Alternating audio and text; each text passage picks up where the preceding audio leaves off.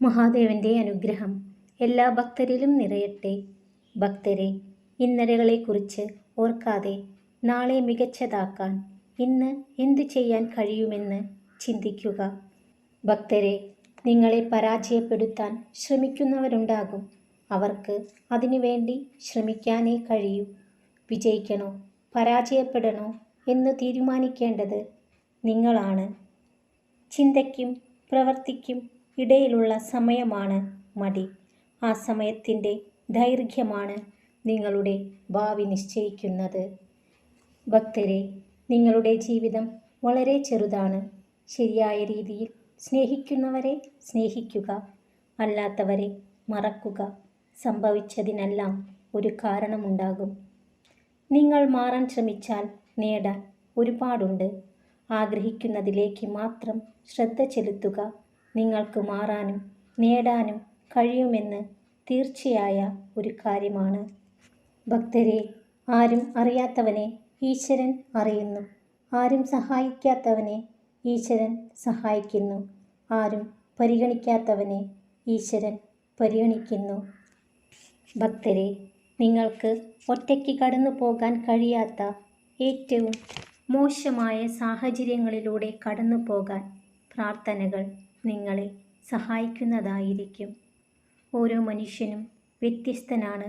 ഈ തിരിച്ചറിവുണ്ടായാൽ തന്നെ ഒരുപാട് പ്രശ്നങ്ങൾക്ക് പരിഹാരമുണ്ടാകും. ഭക്തരെ, നിങ്ങൾ ആളുകളിൽ തെറ്റുകൾ മാത്രം കണ്ടെത്താൻ തുടങ്ങിയാൽ നിങ്ങൾക്ക് ഒരിക്കലും അവരെ സ്നേഹിക്കാൻ കഴിയില്ല. ഭക്തരെ, ദേഷ്യം ദുർബലതയാണ്. ക്ഷമയും വിവേകവുമാണ് അതിൻ്റെ മറുമരുന്ന്. കോപം വന്നാൽ സ്വയം നിയന്ത്രിക്കണം.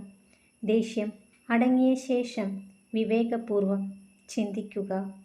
ഭക്തരെ, പകർന്നു നൽകിയത് പകരം വീട്ടാനാവാത്ത സ്നേഹമാണെങ്കിൽ പറത്തിവിട്ടാലും നിങ്ങൾക്കരികിലേക്ക് തന്നെ പറന്നിറങ്ങും. ഭക്തരെ, ചില വാക്കുകളോ സന്ദർഭങ്ങളോ വളരെ ചെറുതാണെങ്കിൽ പോലും അതുമൂലം മനസ്സിലുണ്ടാകുന്ന വേദന ആഴമേറിയതാകും. ജീവിതം അനുഭവങ്ങളുടെ മാത്രമല്ല, അഭിനയങ്ങളുടെയും പാഠശാലയാണ്. ഭക്തരെ, നിങ്ങൾ ഇഷ്ടപ്പെടുന്ന കാര്യങ്ങൾക്ക് വേണ്ടി സമയം ചെലവഴിക്കുന്നത് നിങ്ങൾ കടന്നു പോകുന്ന സങ്കടത്തിൽ നിന്നും മനസ്സിനെ മോചിപ്പിക്കാൻ സഹായകമാകും. ഭക്തരെ, നിങ്ങൾക്ക് പരിധി നിശ്ചയിക്കുന്ന ശക്തികളെ പരിമിതപ്പെടുത്തുക. അതാണ് വ്യക്തി സ്വാതന്ത്ര്യത്തിലേക്കുള്ള ലളിതമായ മാർഗം. ഭക്തരെ, നിങ്ങൾ ഒരാളെ സത്യസന്ധമായി സ്നേഹിച്ചിട്ടുണ്ടെങ്കിൽ അയാൾ എന്തൊക്കെ അപരാധങ്ങൾ നിങ്ങളോട് കാണിച്ചാലും അയാളോടുള്ള സ്നേഹം പൂർണ്ണമായും ഇല്ലാതാകില്ല. ഭക്തരെ, നിങ്ങൾ വിഷാദത്തിലാണെങ്കിൽ നിങ്ങൾ ഭൂതകാലത്തിലാണ് ജീവിക്കുന്നത്. നിങ്ങൾ ഉത്കണ്ഠ ഉള്ളവരാണെങ്കിൽ നിങ്ങൾ ഭാവിയിൽ ജീവിക്കുന്നു. നിങ്ങൾ സമാധാനത്തിലാണെങ്കിൽ വർത്തമാനകാലത്തിലാണ് നിങ്ങൾ ജീവിക്കുന്നത്.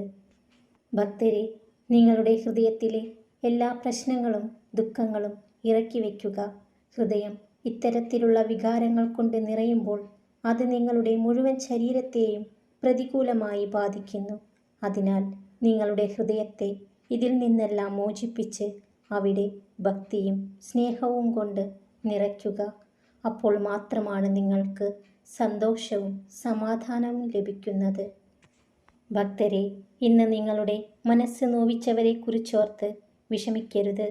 നാളെ അവർ തീർച്ചയായും അവരുടെ കർമ്മത്തെ അഭിമുഖീകരിക്കുക തന്നെ വേണം.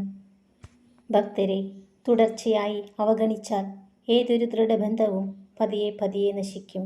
കാരണം അവഗണനയ്ക്ക് നാശത്തിൻ്റെ ഭാവമാണ്. ഭക്തരെ, ആരോടും ഒരു പരിധിയിൽ കൂടുതൽ അടുക്കാതിരിക്കുക. ഒരിക്കലും ഒരാളെ പൂർണ്ണമായി മനസ്സിലാക്കിയെന്ന് ധരിക്കരുത്. അളവിൽ കൂടുതൽ കൊടുക്കുന്ന ഒന്നിനും ഒരു വിലയുമുണ്ടാകില്ല. ഭക്തരെല്ലാം സന്തോഷത്തോടു കൂടിയിരിക്കുക. മഹാദേവന്റെ അനുഗ്രഹം എല്ലാ ഭക്തരിലും നിറയട്ടെ. ഓം നമഃ ശിവായ.